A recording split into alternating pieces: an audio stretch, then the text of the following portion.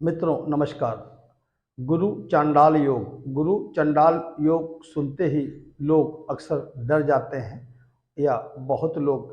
केवल गुरु और राहु की युति कैसे भी बन रही हो ये देखकर ही बता देते हैं कि आपकी पत्रिका में गुरु चांडाल योग है और उसके नाम पर बहुत सारी पूजाएं, बहुत सारे पाठ कराने को बोलते हैं। नहीं तो उनको ये बताया जाता है कि गुरु चांडाल योग यदि आपकी पत्रिका में बन रहा है तो आपका जीवन संघर्षमय बिल्कुल नरक के समान हो जाएगा और लोग डरने लगते हैं। मित्रों ये सच बात है कि गुरु चांडोल जो योग होता है उसकी युति किसी भी प्रकार से सही नहीं होती, लेकिन पत्रिका में मात्र इतना देख लेने से कि गुरु और राहु की युति बनी है तो हम उसको चंडाल योग कह दें और ये कह दें कि पूरा जीवन नरक के समान हो जाएगा, ये किसी भी प्रकार से उचित नहीं है। ये ज्योतिष के हिसाब से भी हम ज्योतिष के पास जाते हैं तो गुरु समझ कर जाते हैं, उससे राय लेने जाते हैं, लेकिन अक्सर लोग, ज़्यादातर, मैं सबकी बात नहीं कर रहा, लोग अक्सर इतना डरवा देते हैं कि लोग को लगता है कि शायद अब मेरा जीवन बिल्कुल नरकमय हो गया है। इस तरह का चंडाल योग प्रभावी होता है या नहीं प्रभावी होता है या इसके दुष्परिणाम क्या होते हैं, ये मैं आपको इस वीडियो के मार्फत बताने का प्रयास करूंगा। मित्रों यदि आपकी पत्रिका में गुरु और राहु एक साथ बैठे हैं तो ही उसको आप चंडाल योग मानिए, पहली बात। और यदि गुरु की दृष्टि राहु से मिल रही है या गुरु की दृष्टि राहु पर पड़ रही है या राहु की दृष्टि गुरु पर पड़ रही है तो उसको आप चंडाल योग बिल्कुल न माने। चंडाल योग का तात्पर्य मात्र इतना ही नहीं होता कि चंडाल योग केवल खराब ही खराब होता है या केवल गुरु और राहु ही एक साथ बैठ जाएं तो भी चंडाल योग बन जाता है। नहीं, यदि आपका गुरु उच्च राशि अर्थात कर्क राशि में बैठा हुआ है और साथ में युति बनी है तो भी आप मान लें कि वो कहने का चंडाल योग होगा, लेकिन उस जातक की पत्रिका में बहुत ज़्यादा उसका कोई प्रभाव नहीं होगा। अब यदि आपका गुरु अस्त है तो भी आप जान लें कि आप चंडाल योग का नाम तो है लेकिन बहुत ज़्यादा प्रभावी नहीं होगा। गुरु मृत हो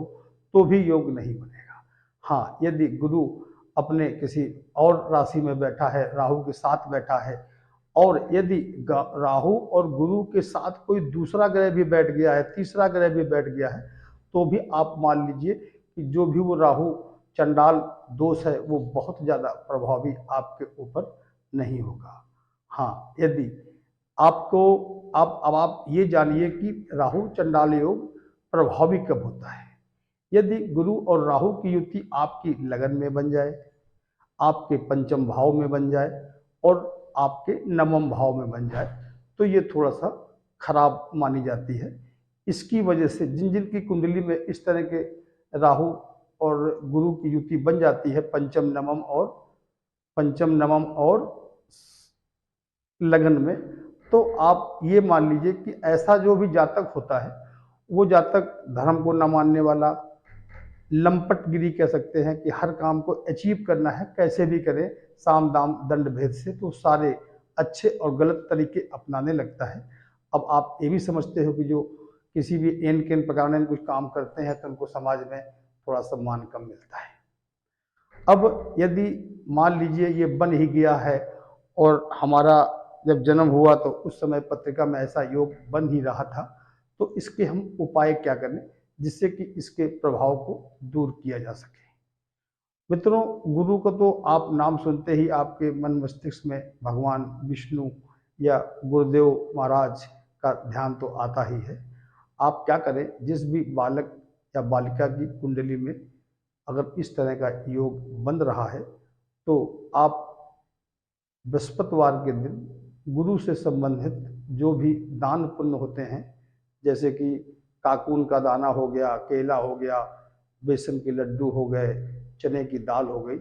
इनका आप थोड़ा यथा सामर्थ्य अनुसार दान पुण्य करें। और यदि यही योग किसी भी प्रकार महिला की कुंडली में है तो अक्सर ये देखा गया है